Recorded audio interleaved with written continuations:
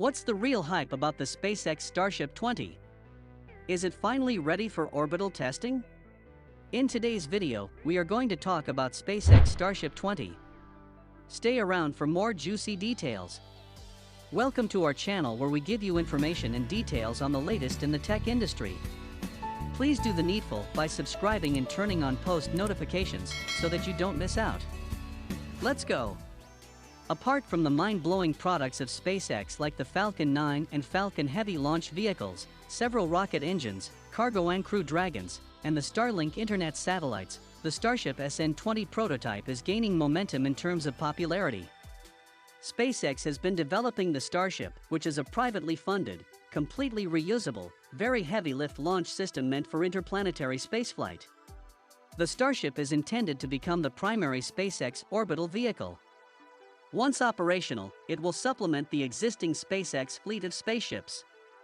The Starship is expected to be fully reusable and has the highest payload capacity of any orbital rocket ever when it debuts in the early 2020s. And now, the dream is a reality. The latest prototype, SN20, is now ready for its chance to go into orbit. Many prototypes have been made for the Starship ground and flight tests.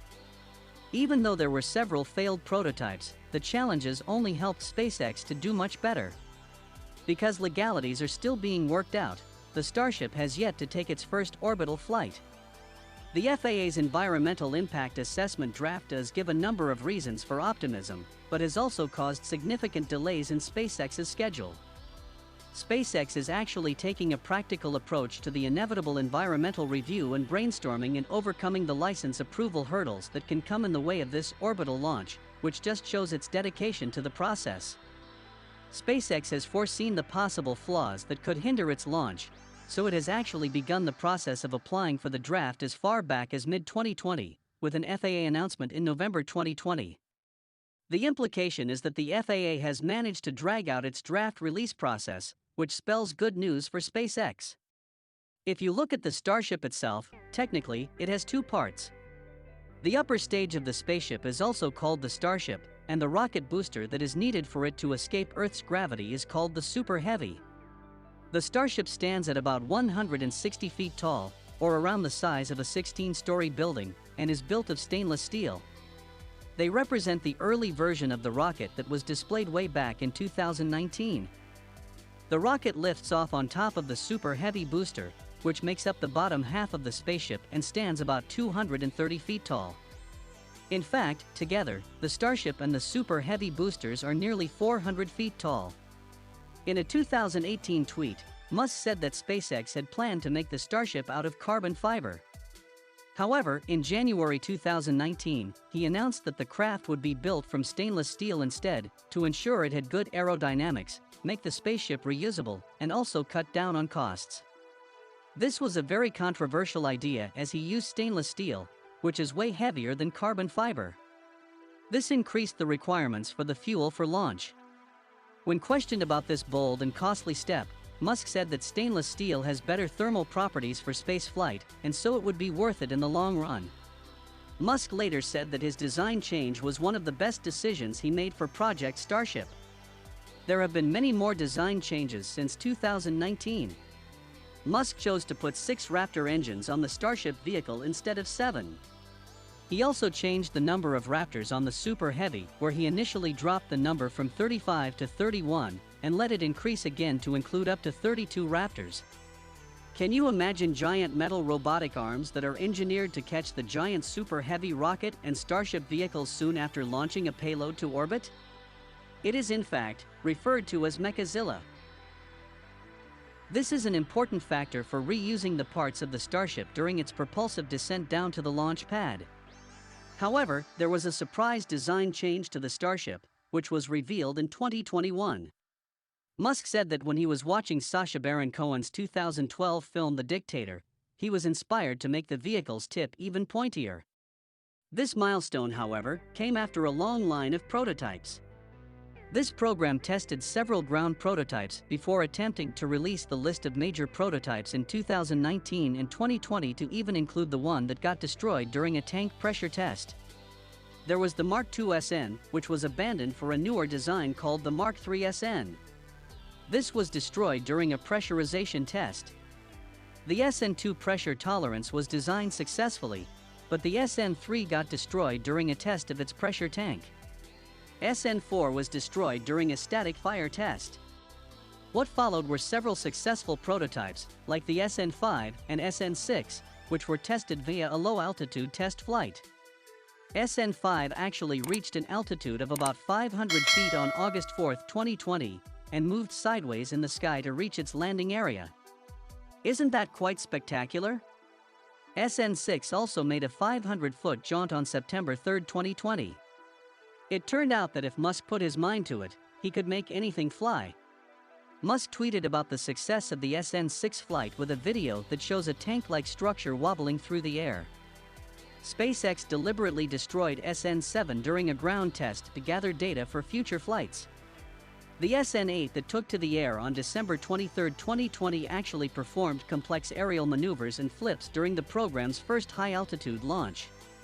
It flew 7.8 miles or 12.5 kilometers, but failed to stick to the landing strip, according to a video that was shot from the landing pad. It actually exploded in a huge fireball thanks to the lower-than-expected pressure in the fuel tank. That was quite disappointing. In February and March of 2021, the Starship program sent 3 more prototypes on high-altitude flights. These were SN9, 10, and 11. These flew for about 6 minutes each, but all 3 experienced massive technical problems during landing that resulted in fiery crashes or explosions after touchdown that were plain scary. Even after these failures, Musk kept his well-wishers and fans up to date with his ever-present and timely tweets. However, soon after, the SN15 successfully completed its high-altitude tests and even stuck the landing. Another important milestone was on August 6, 2021, which marked the stacking of the tallest rocket ever built. "It was a dream come true," Musk wrote on Twitter. The stacked Starship stands at about 400 feet in comparison to NASA's huge Saturn V moon rocket that was used for the Apollo missions, which is just 363 feet. After so many efforts, the Starship 20 now awaits its chance to make an orbital flight test. If all goes according to plan, the spaceship will make a round-the-world trip and splash down off the coast of Hawaii after 90 minutes, while the Super Heavy Booster 4 will return to Earth 6 minutes after launch in the Gulf of Mexico. However, the FAA is yet to grant a green light to the project after an environmental assessment of the Starship's mission, and this has delayed SpaceX's original date for the orbital flight test, which was previously in July 2021.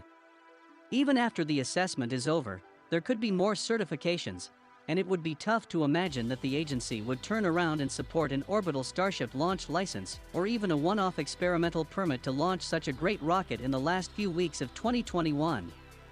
However, everyone is surely hoping for some breakthrough. If the Starship actually flies, it would show how successful Musk is, and would portend a great future for even a settlement on Mars. However, that's not the end of the story, that's for sure. SpaceX is already working on prototype SN21 and the Super Heavy Booster 5. The Super Heavy Booster also has a whole bunch of car-sized grid fins that make the flight more efficient. What's different about this is that most sections of its 3 to 4 steel rings have had partial plumbing and raceways pre-installed thanks to the designs of Booster 4. What do you think about the Starship?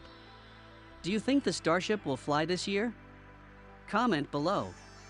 This implies that Booster 5 will be far closer to test readiness than Booster 4 once stacking is complete. Booster 4, on the other hand, requires at least several more weeks of outfitting.